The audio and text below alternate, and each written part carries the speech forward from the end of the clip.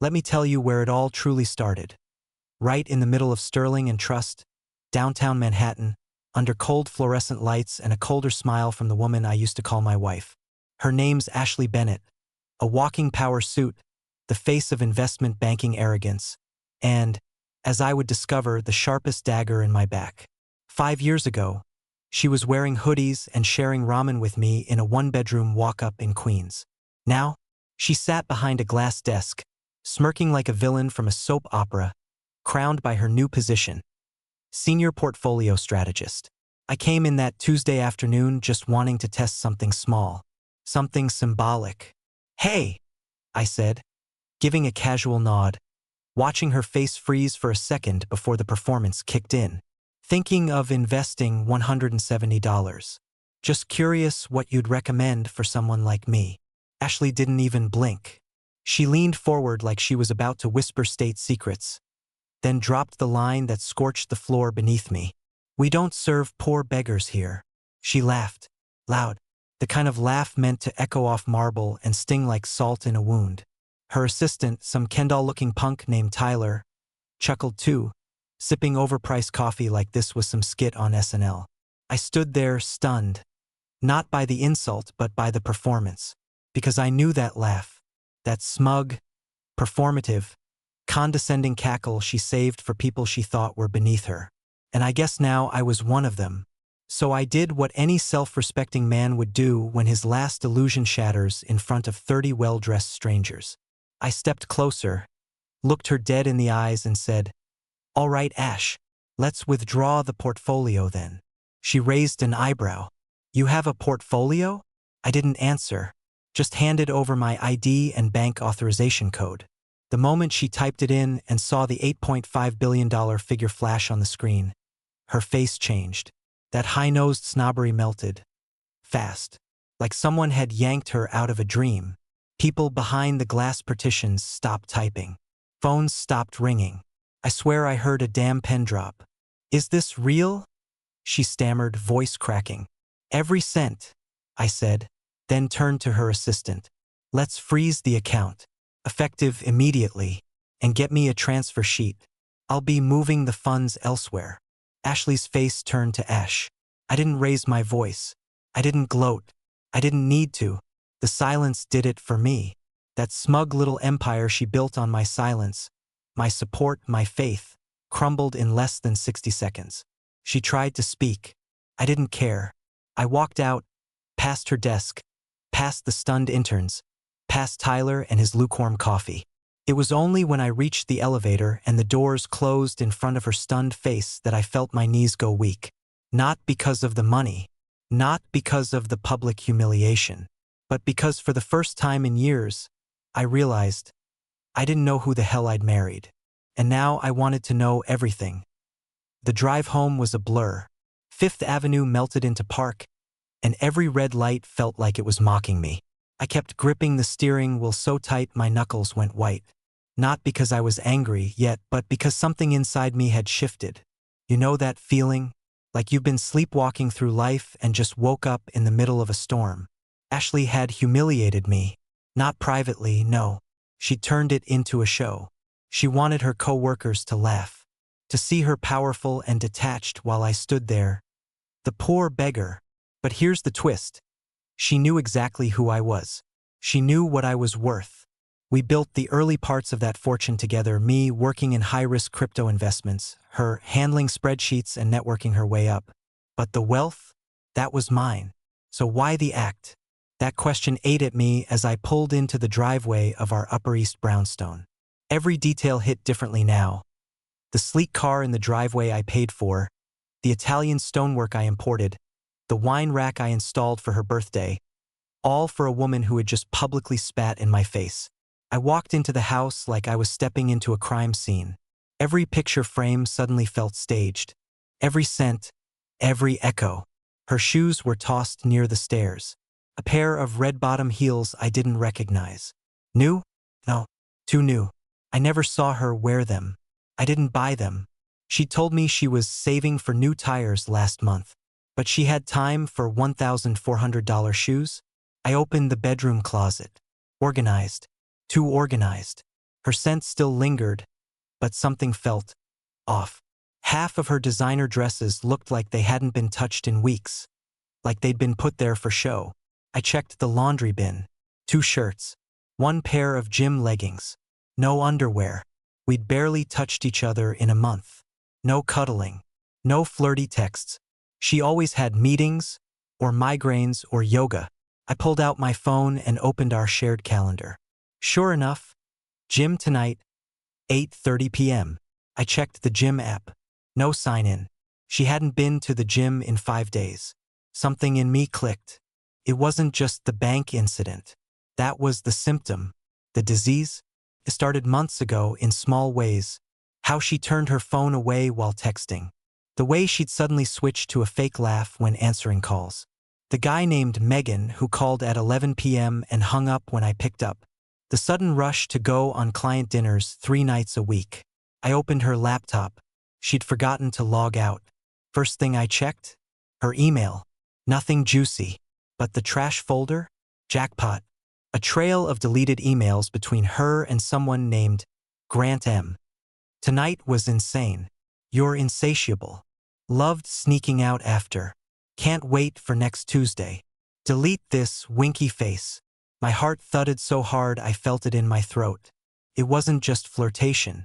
These were the kind of messages you send when you've done things you can't wash off. And from the tone, they'd been doing this for a while. I stared at the screen, everything going quiet around me. My jaw clenched so tight it ached. I wasn't even mad at the cheating yet. I was mad at the audacity. She'd humiliated me in front of her entire office while secretly climbing into another man's bed. The betrayal wasn't just personal. It was surgical. A cold storm built in my chest. I started screenshotting everything. Forwarded the emails to my private account. Every text. Every timestamp. I wasn't about to confront her without evidence. No screaming. No drama. I'd been the idiot once. I wasn't going to be it again. And then came the message that broke me. You're so much better than my husband. I sat back in my chair and stared at it. I didn't know whether to laugh, scream, or throw the laptop out the window. That woman, my wife, was gone. Replaced by someone I didn't recognize anymore. But I wasn't going to fall apart. Not yet. That I sat in the bedroom, eyes locked on the screen like it was about to punch me. My hands trembled, not with fear, but the kind of rage you can't scream out loud. That silent, boiling fury that simmers in your gut and dares you to lose control. There she was, my wife, Ashley, half naked in half sentences, spilling desire to some clown named Grant M. Like I didn't exist. Like 5 years of marriage, struggle, building, planning. It was all nothing. Just some placeholder life she outgrew. You'd think I'd feel broken. But no. What I felt was cold. Like my emotions got locked in a vault. I closed her laptop, stood up, and walked to the bathroom mirror. There I was, Michael Daniels, 38, tired eyes, once called brilliant in Forbes for making a wild bet on crypto in 2017. And yet, I looked like a sucker. I started rehearsing, not yelling, not pleading, no drama, just cold confrontation. What is this, Ashley? Who is Grant? Why the hell did you laugh in my face today? I didn't want her to cry. I didn't want her to explain. I wanted the truth. But I knew she would lie. Because liars like Ashley, they don't tell the truth even when they're caught red-handed. They twist it, make you question your sanity. The garage door rumbled. She was home. I walked out to the kitchen. Calm, composed, phone in my pocket loaded with every screenshot. Her heels clicked against the tiles, rhythm confident, like nothing was wrong. She tossed her keys on the granite counter and said, "Hey babe, what's for dinner?" Fake smile. Those same lips that wrote, "You're so much better than my husband." I didn't smile back. "Where were you?" I asked. She blinked. "Jim." "No, you weren't." The smile twitched. Just a hair. "Excuse me?" I checked the app. "You haven't checked in all week." Her face stayed still, but I saw it. That flicker in the eyes. The micro glitch. Oh, I went to a different one. The one on 12th. Smooth. Trained. Cool. Did Grant pick you up? Or did you meet him there? That's when it hit her, like a slap she didn't see coming. "What are you talking about?" she said, folding her arms, voice suddenly hostile. I pulled out my phone and handed it to her. Screenshots, emails, timestamps, that one line, "You're so much better than my husband." I saw her pupils shrink as she scrolled. Silence. She handed it back, smirked. "Wow, you really dug through my trash. That's cute." Cute, that's what she called it. No apology, no regret, just a smug, venomous smirk. "Who is he?" I asked. "Someone who doesn't bore me to death," she snapped, walking past me to the fridge. "Someone who doesn't sit around playing pretend billionaire while dressing like a college dropout." That hit harder than I expected. Not because it was true, but because it was meant to crush. Deliberately. "You said you loved me," she laughed. "Not the sweet kind. The mocking, twisted kind. I loved what you could be. But you got comfortable. You coasted. And honestly, Mike, you're just not it." I stared at her. This was the woman I once proposed to under a meteor shower in Maine. Now she was throwing grenades in our kitchen like it was foreplay. "You cheated," I said flatly. She shrugged. "I upgraded." There it was. The truth. Raw, brutal, and without a hint of remorse. And in that moment, something snapped in me. Not pain. Not sadness. Freedom. Because now I saw it clearly. This wasn't my wife. This wasn't someone who deserved to sit at my table, sleep in my bed, wear my name. She thought she'd broken me, but all she'd done was set me free. "You're going to regret this," I said. She snorted. "Please. You lost me the second you asked for $170 like some broke high schooler. I don't sleep with poor men, Michael." I smiled, then walked away. I slept in the guest room that night. Correction, I tried to sleep. My body was still, but my mind raced like it had just sniffed jet fuel. Every memory of Ashley was being rewritten in real time. The anniversary dinners, the long drives, the vacations, all of them infected now. All of them tainted by the realization that somewhere along the way, she'd stopped seeing me as her partner and started seeing me as dead weight. And the worst part? She didn't just betray me. She enjoyed it. I could still hear her voice echoing down the hallway. I upgraded. Cold. Smug. Surgical. By morning, I wasn't heartbroken. I was focused. And when I get focused, I don't miss. She wanted to humiliate me in her world? Fine. Let's play my game now. Step 1 was the lawyer, my old friend from grad school, Victor Harlow, now a beast of a divorce attorney. The kind of guy who smiles while eating Wall Street execs for breakfast. He picked up on the second ring. "Mike, you okay?" "Nope. That's why I'm calling." I told him everything. Every message. Every insult. Every second of that bank scene. He didn't interrupt. When I was done, he said, "Okay. You want blood or clean exit?" I paused. "Both." He chuckled. "Copy that." Step 2, finances. Ashley didn't know it yet, but I'd separated my real assets years ago. The public portfolio, the one she thought she knew, was maybe 20% of what I was worth. The rest? Safely locked up offshore, tied up in shell core she wouldn't even recognize if I showed her the keys. Step 3, strategy. I showed up to Sterling and Trust at 10 a.m. the next day in a tailored suit, one she hadn't seen in over a year. No appointment, no warning. Walked straight past reception. People recognized me now, not as Ashley's broke husband, but as the guy who froze an $8.5 billion account in under 60 seconds. Some even whispered my name like I was a ghost in a boardroom. I walked into the conference area where she was hosting a meeting with 3 junior analysts and, of course, Tyler the Ken doll.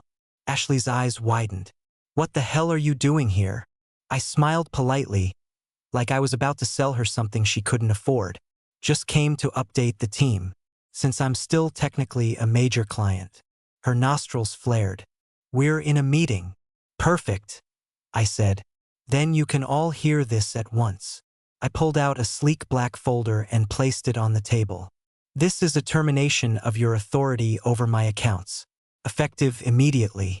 Also, per Clause 7B of your employment contract, you were supposed to declare any conflict of interest, including relationships with clients. You didn't. Her mouth opened, but no sound came out. I turned to the others. This folder includes screenshots of emails between your senior portfolio strategist and one Grant M., a hedge fund consultant at Westerfield Capital. I locked eyes with her. That's a direct competitor, correct? Dead silence. Tyler looked like he wanted to disappear into the floor. I leaned in, voice low. So, unless Sterling and Trust wants to explain why a married employee is leaking private client movements to a man who could use them for insider positioning, I suggest you accept this withdrawal and stay out of my sight. Ashley's face was stone. I turned and walked out. No yelling. No drama. Just checkmate. Later that day, Victor called. She's going to try to file first. She'll assume you're reacting emotionally. Let her, I said. She's not playing chess. She's playing checkers. By nightfall, her lawyer had sent a rushed email trying to negotiate a 50-50 split. Victor forwarded it to me with one line. She has no idea what's coming. Ashley had played her hand too early. She thought she'd found a richer man, a better life, a bigger ego to feed hers. But now, she was exposed, alone, and about to watch the empire she spit on burn around her. The news broke on a Thursday morning. Not a tabloid, not some viral Reddit post. It was the Wall Street Journal right there on the finance section front page. Insider allegations rock Sterling and Trust, senior strategist under scrutiny for ethics breach. Ashley's name was in bold. Her photo, cropped from a company event, still smiling like she ran the world, sat next to the headline like a badge of irony. Beneath it, bullet points: undisclosed personal relationships, confidential client data, and the one that made me smirk over my morning espresso: account linked to $8.5 billion client portfolio abruptly frozen. I didn't leak anything. I didn't have to. Word spreads fast when money stops flowing. And Ashley had made enough enemies on her way up the corporate ladder that some of them couldn't wait to tear her down. By noon, her phone blew up. I saw it vibrating endlessly on the hallway table. She was locked in the upstairs bathroom, on what must have been her 6th call with PR and legal, judging by the screaming match I overheard through the vents. Funny how karma doesn't knock. Kicks the damn door in. She came downstairs eventually, looking like a ghost in silk pajamas. No makeup, messy bun, rage simmering just beneath the surface. "You think you're clever," she said, arms folded, eyes hollow. I sipped my coffee. "No, I know I am." Her voice cracked. "You destroyed my career. You destroyed your own career." I just lit the flashlight. Ashley clenched her jaw. "You always needed to feel like the smartest man in the room. And you always needed to feel like you could do better than me," I replied, standing up. "So now you've got both. Congratulations. You're the most talked about woman on Wall Street, and not in the way you dreamed." She broke then, not crying, but shifting tactics. Manipulators don't stop, they pivot. "Can we talk?" she asked softly, as if her betrayal had an expiration date and I was just being unreasonable for not moving on already. "About what?" I asked. She hesitated. "About us." I laughed, a bitter, exhausted sound. "There is no us. There's you and there's your mess. You're really throwing 5 years away like that? You threw it away the second you started calling me a poor beggar in front of your interns." She didn't reply. Maybe for the first time in years, she didn't know what to say. The next few days were a blur of rapid decline for her. HR called. Her position was suspended pending an internal investigation. Then Grant's name hit the news too. Someone leaked their emails. Not me this time. Turns out Grant wasn't just a side toy, he was married, and his firm was in merger talks. The scandal cost them millions. Meanwhile, I moved on like a ghost through my own home. She still lived there, for now, pretending like things might blow over. Cooking fake meals. Watching Netflix like we were still a couple. She even tried wearing that dress, the black one she wore to our anniversary dinner 2 years ago. But I wasn't biting, because now I saw it all. The illusion, the performance. Ashley had never been in love with me. She was in love with potential, with image, with the power of proximity. Once I stopped fitting the fantasy, she went looking for the next shiny replacement. But now, That replacement had vanished. And I wasn't broken, I was sharpened. She cornered me in the hallway one night. "Do you still love me?" she asked quietly, like a child about to hear a bedtime lie. I looked her dead in the eyes. "I loved who I thought you were. Not this." That silence between us, that weight, that was the sound of a castle collapsing. She left 2 days later. Took her bags, her designer shoes, and whatever was left of her delusion. Didn't say goodbye. Just slammed the door behind her like she still thought that gave her the last word. Didn't, because she didn't just lose me. She lost the life she could never build on her own. After Ashley slammed that door, the silence she left behind wasn't peaceful. It was thick like smoke after a fire. I stood there for a moment, still holding a glass of water, as if I needed a second to understand that she was truly gone. Gone. Not dead, not arrested, not dragged out in handcuffs, no. Just gone. Quietly, bitterly, like a thief who knew the cameras were rolling. I looked around the house, the one we bought together, and realized just how little of it was ever really hers. She'd filled the walls with minimalist art, sure, and draped the couch in ridiculous throw blankets no human ever used. But the soul of it? That was all me. The wine cellar, the hidden reading nook behind the bookshelf, the rooftop garden she never watered? Mine. She lived in the shell. I built the structure. But the damage? That part was real. I wasn't naive, I'd known relationships had rough seasons. But I never imagined I'd be sitting in my own kitchen weeks after being called a beggar by my own wife, weighing the pros and cons of ever trusting another human being again. The legal side was moving fast. Victor had already filed the divorce papers. The prenup, thank God, was bulletproof.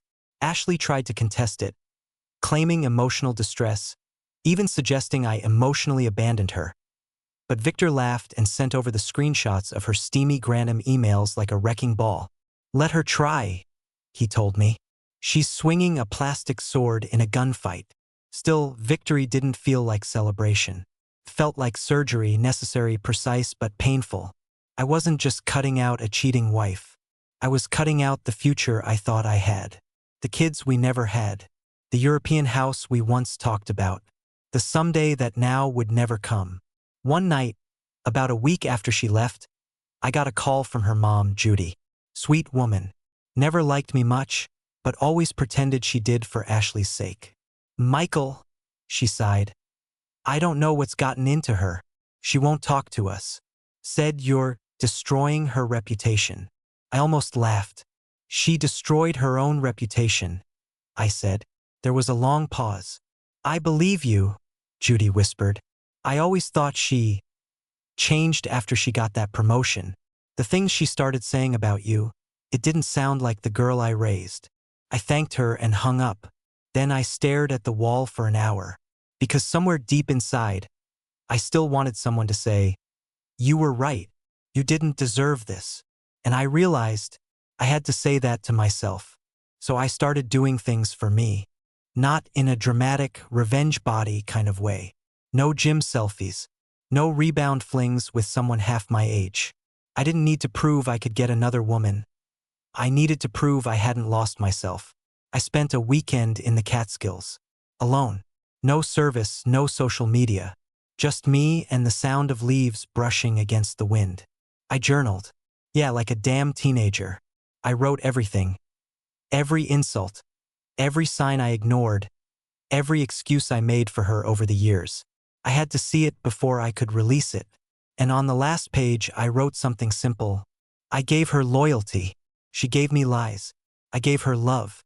She gave me performance. I gave her my name. She spat on it. But I'm still here. Whole. Better. Free. When I returned home, the house felt different. Still quiet, but cleaner. Lighter. Like her absence had detoxed the place. I called Victor that night. "I want the papers signed by the end of next week," I told him. "She's already panicking," he said. Apparently Grant ghosted her. I smirked. Of course he did. Because that's what men like Grant do. They show up to ruin things and vanish when the dust settles. But me? I was still standing. Still building. Just not with her. It's funny how quickly a place can shift from being a memory museum to a blank canvas. After Ashley left and the papers were filed, I walked into every room like I was reclaiming territory after a long, bloody war. There was no need for fire or destruction, just removal. Her perfume bottles? Tossed.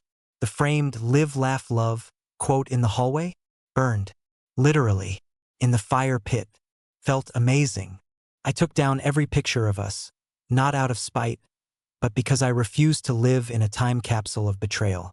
The more I stripped the house down, the more I realized something brutal and obvious. So much of this life had been hers. The colors, the decorations, the social circles, the routines, all molded to her image. I'd spent so long trying to keep her happy, I'd forgotten how to keep myself whole. So I started over. First step, I turned the home office she never let me touch into a music room. I bought an upright piano, an acoustic guitar, and started lessons again. Something I hadn't done since I was 17. She used to say, "Music's for broke dreamers." Now I played to remind myself I wasn't one of them.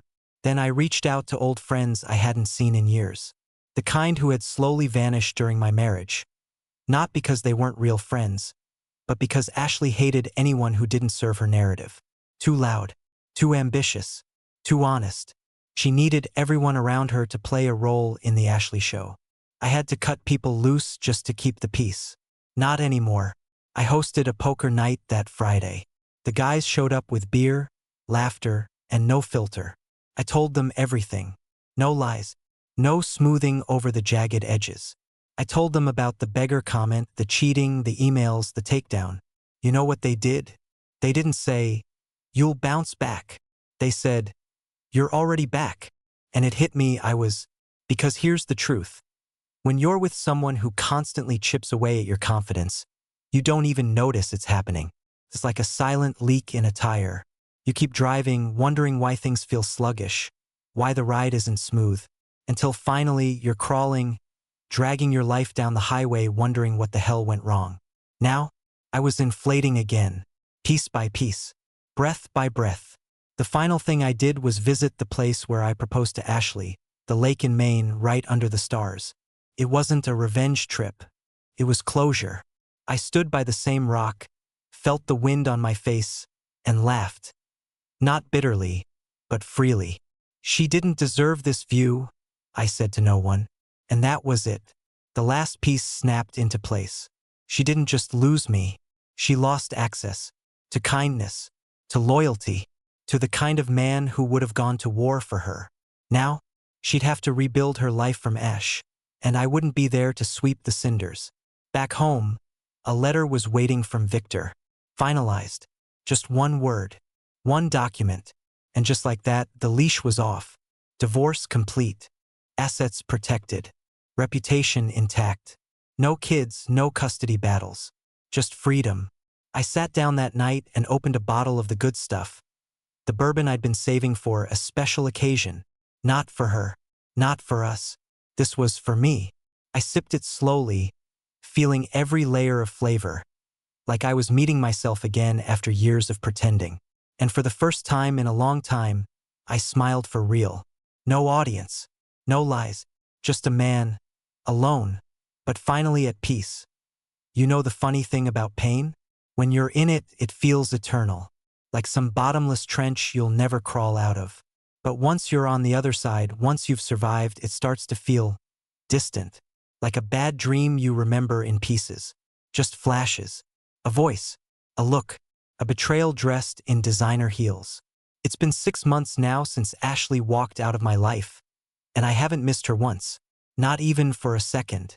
Not the way she used to call me babe, like it was a marketing tactic. Not the way she sighed dramatically when I suggested a night in. Not the way she used silence as punishment and compliments like weapons. The truth is, I didn't lose a wife. I shed a parasite. A well-dressed, high-functioning, emotionally bankrupt con artist with perfect eyebrows and a hollow soul. And in the rubble she left behind, I found something better than forgiveness or revenge.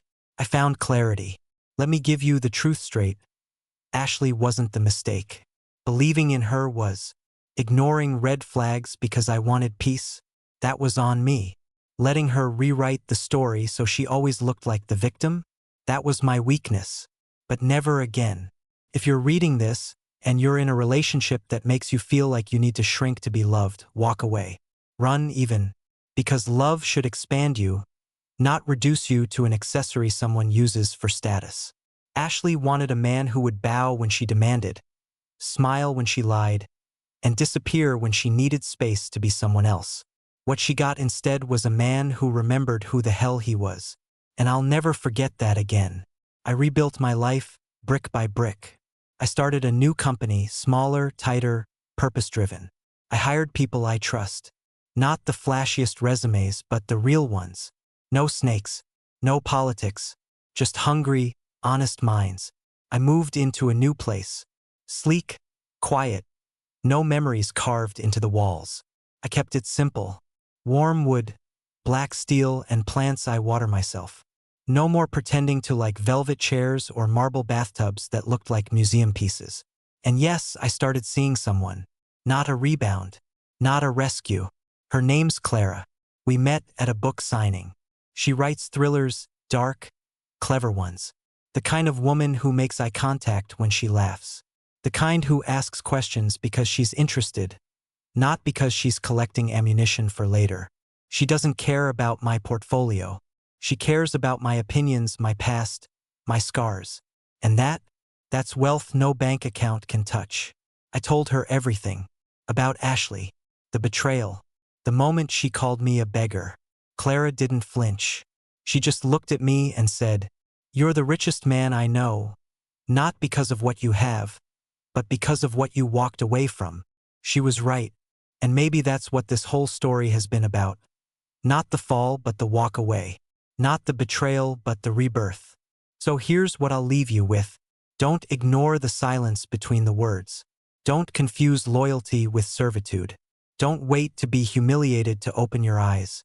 And if someone ever looks you in the eye and says, "We don't serve poor beggars here," smile. Then walk away and take the whole damn kingdom with you. Michael Daniels, a man who lost a liar and found himself.